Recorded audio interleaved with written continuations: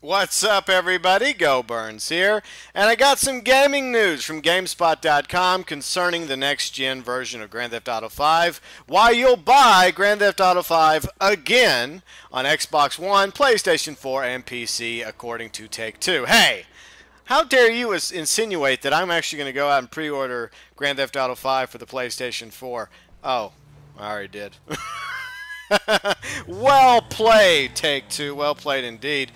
Karl Slatoff, I think that's how you pronounce his name, says the raft of visual improvements and new content will make the new versions, quote-unquote, very compelling proposition.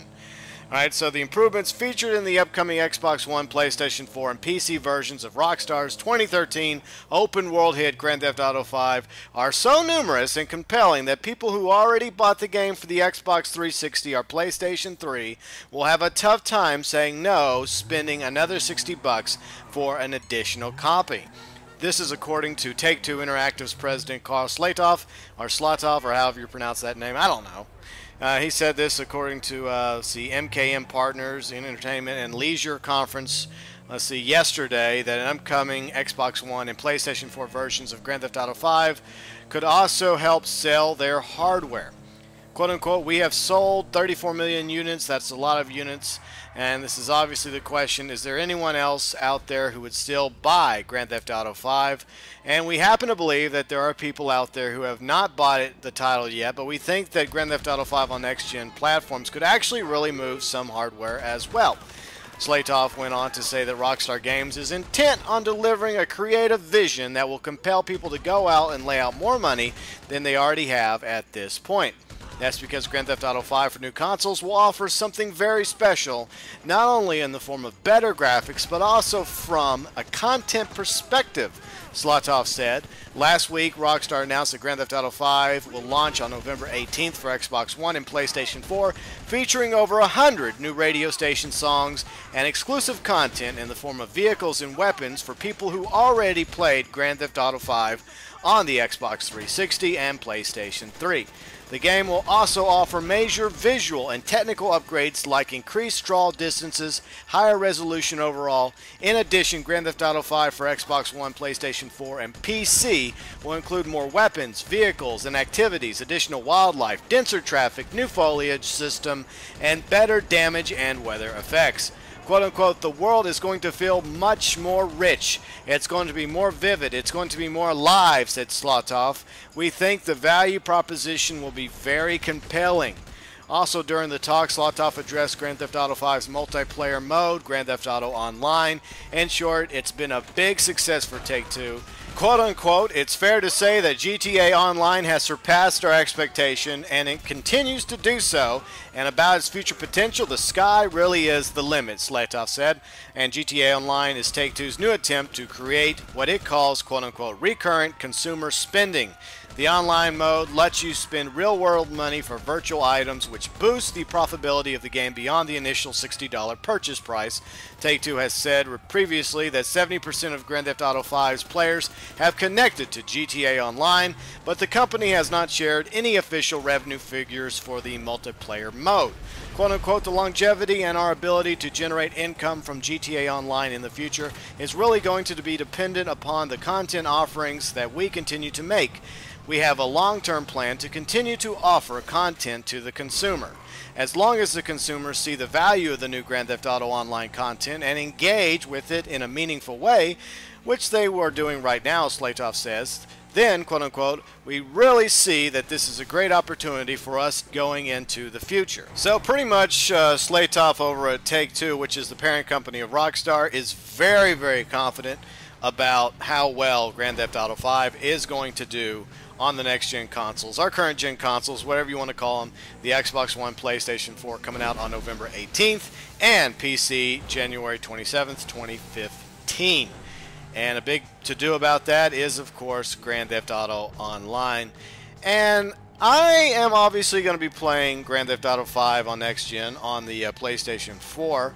But at the same time, I don't think the sales for the next-gen version of Grand Theft Auto 5 is going to be as good as it was on the 360 and the PlayStation 3. As I've mentioned several times, for one thing, both those consoles cost $400 for the PS4 and for the Xbox One. Plus, if you want to play it on PC, you're going to have a super badass personal gaming computer in order to really fully enjoy Grand Theft Auto 5 and Grand Theft Auto Online on there. But I think Grand Theft Auto 5 is obviously going to last a lot longer on PC because of all the awesome modding that's going to happen with the white hat modders as opposed to the BS going on in the public lobbies thanks to black hat modders. Yes, there is a difference. You know, one faction creates awesome content, the other are a bunch of a-holes. Anyways, going back to the current gen or last gen consoles, the 360 and the PlayStation 3, I think that a lot of people are going to be hesitant to make the switch over. You know, the big issue is money-wise. Another reason is some people don't want to play the same game over again, no matter how much nicer it looks, no matter how much better the graphics or the draw distance happens to be. So I think the big appealing factor is going to be in Grand Theft Auto Online on PlayStation 4 and Xbox One.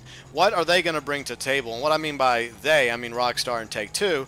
What are they going to bring to that version of Grand Theft Auto Online that obviously isn't already in Grand Theft Auto Online on the last gen variant? For example, is there going to be wildlife? Is there going to be other stuff as well that we're going to be able to play and enjoy? Because that's the big taco. If they're going to make Grand Theft Auto Online the cash cow, they're going to have to give us content. They're going to have to give us a world regarding Grand Theft Auto Online that we want to be in. And if it feels like we're doing the same thing over again with no wildlife and no jumbo jets to commandeer at the airport and other things that you see in story mode, then I think they're going to have a tough time keeping Grand Theft Auto Online going on the PS4 and the Xbox One. Now, I think that they're going to keep it alive for at least a year with new content. Hopefully by the time they launch in November, they'll have Heist ready to go, if not already launched. They'll have Casino as well, which would be really good because those things are two big DLCs that are going to bring a lot of new content